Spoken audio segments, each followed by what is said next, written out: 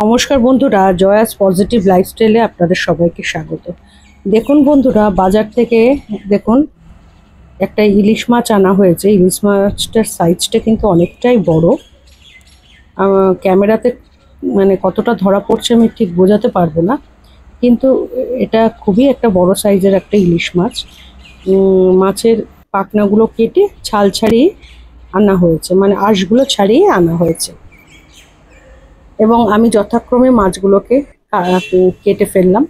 কলগাদা আলাদা করলাম, যেহেতু মাছটার সাইজটা অনেক বড়। আপনারা দেখতেই পাচ্ছেন, কলগাদার সাইজ দেখে বোঝাই যাচ্ছে কতটা বড় হতে পারে মাছটা। মাছটা বানানোর জন্য প্রথমে আমি 4টে তেজপাতা আর কিছুটা জিরে খোলা চালনিতে ভেজে নিচ্ছি।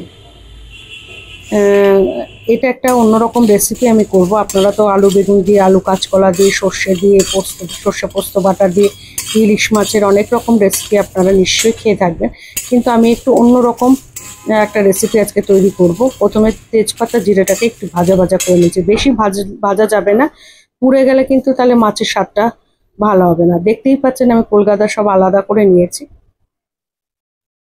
এবার জিরে তেজপাতাটাকে মিডিয়াম ভাজতে হবে। বেশি মানে ভাজা হয়ে গেলে কিন্তু কালো কালো হয়ে যাবে, তখন কিন্তু মাছের স্বাদটা ভালো হবে না। তরকারি রান্না করলেও সেই তরকারি মানে মাছের তরকারিটা ভালো হবে না, খেতে সুস্বাদু হবে না, এক কথায় যা বলা হয়। এবার সমস্ত মাছের পিসগুলো কিন্তু আমি রান্না করব না, কিছুটা পোর্শন আমি নিয়ে নেব, আর বাকিটা আবার অন্যদিন অন্য একটা রেসিপি করব। এর মধ্যে আমার ছেলে ভালো খায় মাছ ভাজা, মেয়েও ভালো খায়, তাই জন্য 4 পিস মাছ আমি এরকম তেলে ভেজে নিচ্ছি। মাছ ভাজা তেল সমেত মাছটা আমি উঠিয়ে রেখেছি, এই দেখতেই পাচ্ছেন। এটা দিয়ে গরম গরম ভাত দিয়ে খেতে খুবই ভালো লাগে। ওই মাছ যেগুলো কেটেছিলাম তার থেকে কিছুটা পোর্শন এই কটা মাছ আমি নিয়ে নিয়েছি, আর এই কটা মাছ আমি নিয়ে এই যেটা দেখাচ্ছি এইটা দিয়েই আমি রান্না করব। বাদ বাকি মাছটা আমি ফ্রিজে রেখে দেবো। ওই মাছগুলোকে প্রথমে নুন মাখিয়ে নিচ্ছি। নুন ভালো করে 2 চামচের মতো নুন দিয়ে দিলাম, হলুদ দিয়ে দিলাম। নুন হলুদ দিয়ে মাছটাকে আমি ভালো করে মাখিয়ে নিচ্ছি। নুন হলুদ মাখিয়ে কিছুক্ষণ আমি মাছটাকে রেখে দেবো, যাতে ভালো করে মাছের মধ্যে নুনটা ঢুকে যেতে পারে। নুন ভালো করে না ঢুকলে মাছ কিন্তু ভালো রান্না করলেও ভালো লাগে না।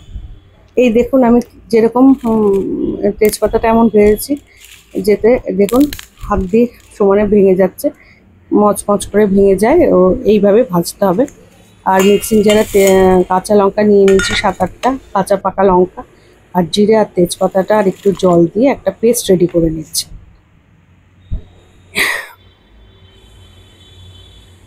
জিরেটা যেভাবে ভেজেছি ঠিক এই রকম ভাজতে হবে।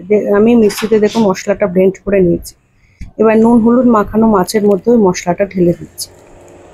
মশলাটা দিয়ে আমি ভালো করে মাছগুলোকে তো মানে মাখানোর আগে এই মশলার মধ্যে কিছুটা কাঁচা সর্ষের তেল দিই। কাঁচা সর্ষের তেল আর ওই ভাজা জিরে তেজপাতার কাঁচা লঙ্কার পেস্টটা দিয়ে ভালো করে নুন হলুদ মাখানো মাছগুলোকে মেখে নিতে হবে। ভালো করে মেখে নিচ্ছি আমি। দেখুন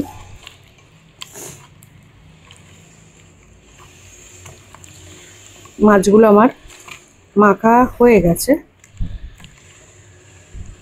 মাছগুলো মানে মাখিয়ে রেখে 5 মিনিটের মতো আমি মাখিয়ে রেখেছিলাম, মানে যাতে ভালো করে তেল মশলাটা মাছের মধ্যে ঢুকে যায়। এবার এই বাদবাকি মাছটা দেখতে পাচ্ছেন, এটা কিন্তু আমি রান্না করব না, হাফ মাছ রান্না করব আর হাফ মাছ ফ্রিজে আমি রেখে দেবো। কড়াইয়ে এবার ওই মাছ ভাজা যেটা করে নিয়েছিলাম 4 পিস মাছ ভাজার পরে ওই তেলেই আমি ওই মশলা মাখানো মাছটা দিয়ে দিলাম। মশলা মাখানো এবং আপনার থালাতে যেটা মশলাটা লাগানো ছিল সেই মশলাটাও আমি একটু জল দিয়ে, এই দেখুন দেখতেই পাচ্ছেন জলের মধ্যে গুলিয়ে সেই মশলা মাখানো জলটাও এই মাছের মধ্যে দিয়ে দিচ্ছি। ওইটুকুই জলই আমি দেব, কারণ ইলিশ মাছ তো খুব নরম মাছ, অল্প জলে সিদ্ধ হয়ে যায়, বেশি জল দেওয়ার কোনো প্রয়োজন নেই। যেটুকু মশলা লাগানো ছিল থালার মধ্যে, সেই থালার মধ্যে জল দিয়ে আমি মাছের মধ্যে দিয়ে দিলাম। 2টো কাঁচা লঙ্কা দিলাম। ভালো করে ফুটতে দিতে হবে। দেখুন ভালো করে ফুটে উঠেছে মাছটা। দুটো কাঁচা লঙ্কা এমনি উপর থেকে আমি ছড়িয়ে দিয়েছিলাম। মাঝে মাঝে একটু খুন্তি দিয়ে নাড়িয়ে দিচ্ছিলাম যাতে তলায় না লেগে থাকে।